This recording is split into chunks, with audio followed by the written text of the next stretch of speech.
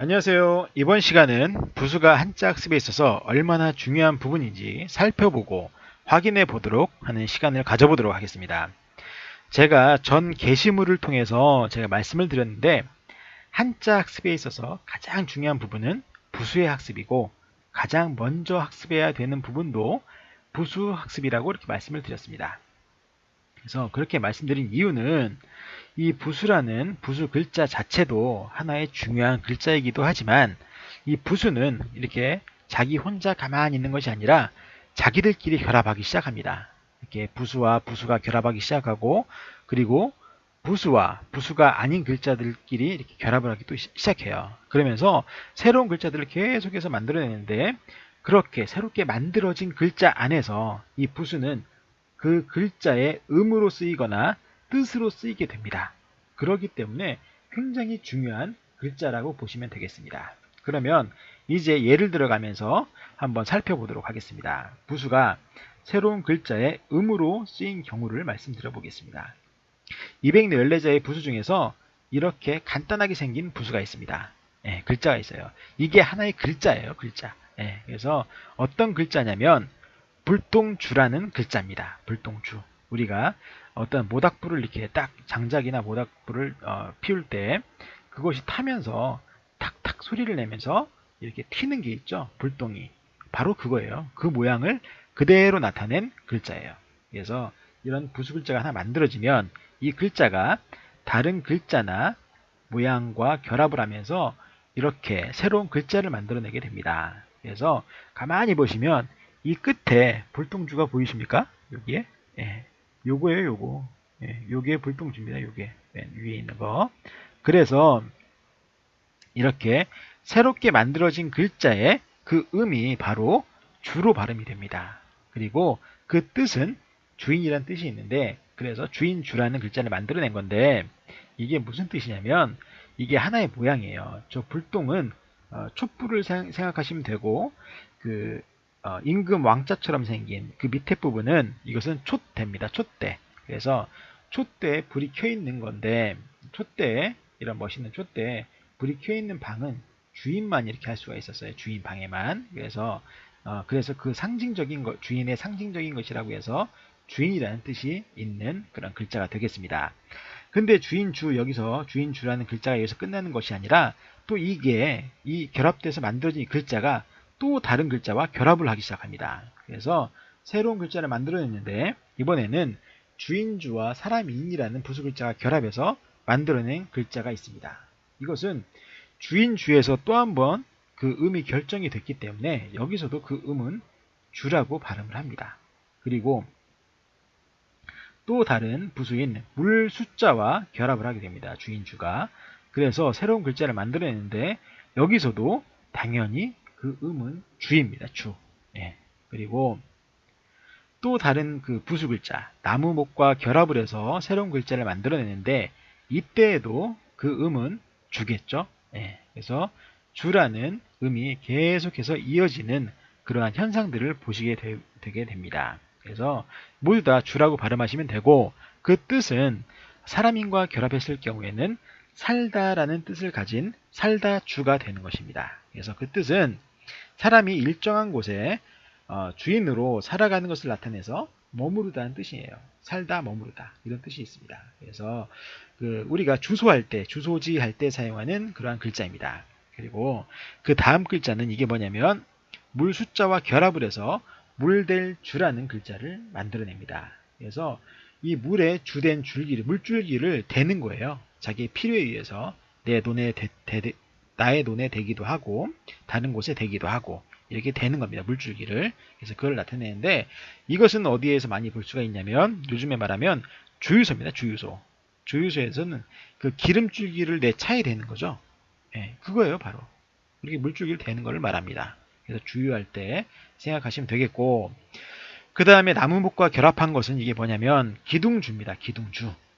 나무 중에서 가장 중요한 거 주인이 되는 그것은 기둥으로 튼튼하고 주된 것은 기둥으로 사용한 그것을 나타내서 기둥주라는 것입니다.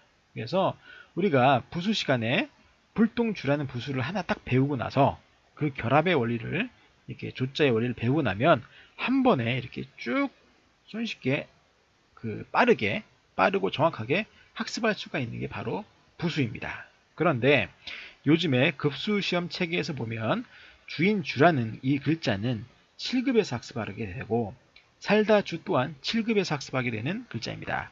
그런데 물될 주는 6급에서 학습하게 되고요. 기둥주는 뚝 뛰어서 3급에서 학습하게 됩니다. 그래서 이게 얼마나 소모적인 그리고 정말 의미 없는 나눔입니까? 그죠? 한 번에 쭉 배울 수 있는 것을 이것은 7급, 여기는 6급, 여기는 3급 이렇게 나누는 거예요. 이 어떤 기준으로 이렇게 나누는지도 모르겠고 더욱 중요한 것은 이 불똥주라는 이 부수 자체는 급수 시험에 나오지도 않습니다. 이 가장 중요한 게. 그래서 물론 그걸 뭐 따지자고 지금 하는 것은 아니고 그러면 다음에 또 이제 다른 이런 기회가 있어 다시 한번 또 말씀드리도록 하겠습니다. 그런데 이번에는 이제 뜻으로 쓰인 경우를 한번 말씀드려 보도록 하겠습니다. 뜻으로 쓰인 경우는 이때는 다른 부수 글자인 이 물고기어를 예를 들어 보도록 하겠습니다. 물고기어 많은 분들이 알고 계신 그 글자이기도 한데 그 고기어죠, 고기어. 그래서 이 고기어가 자기 혼자 가만히 있는 것이 아니라 이 물고기도 다른 글자들과 다른 부수들과 결합을 하기 시작합니다. 그래서 만들어낸 글자가 바로 이런 글자가 있어요.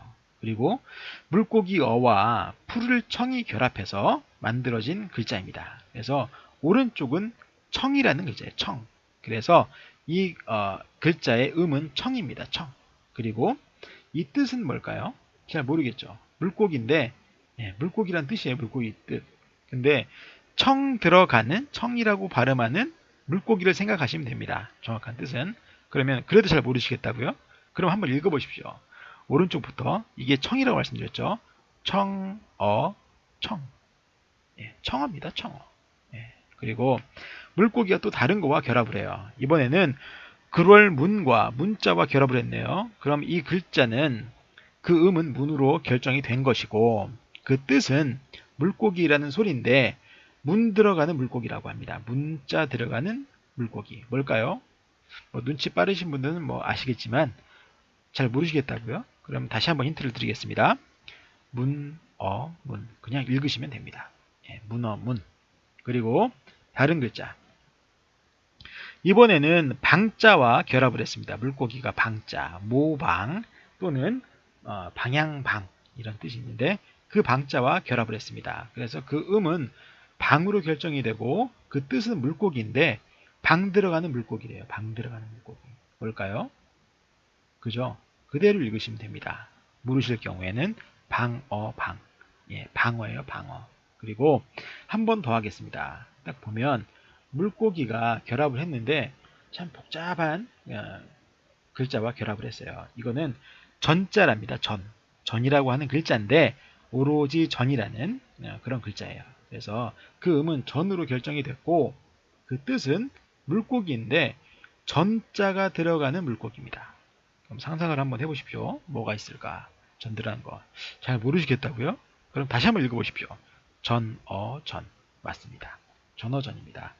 이렇게 한자는 그 부수를 알고 그 부수의 결합의 원리를 알면 아주 쉽게 학습할 수 있는 게 바로 그 한자입니다. 굳이 이거는 뭐 3급, 이거는 7급 이렇게 나누지 않더라도 한 번에 이렇게 쉽게 빠르게 알 수 있는 게 한자예요.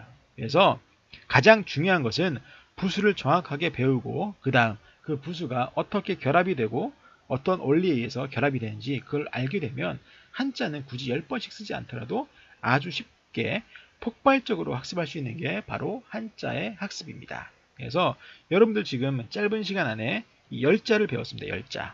이거 10번 쓰셨나요? 안 쓰셨죠? 지금 처음 보는 글자도 있으실 거고 그 중에는. 그런데 여러분들이 이제 사시면서 돌아가실 때까지 이 10글자는 잊지 않으실 글자가 될 것입니다. 그래서 여러분들이 이렇게 한자 보면 이렇게 해야 한다라고 생각을 하시면 되겠고 정말 중요한 것은 부수의 학습이다. 부수의 정확한 학습이다. 그것도 이렇게 아시는 게 좋을 것 같습니다. 그래서 여러분들 이번 시간 참 수고 많으셨습니다. 감사합니다.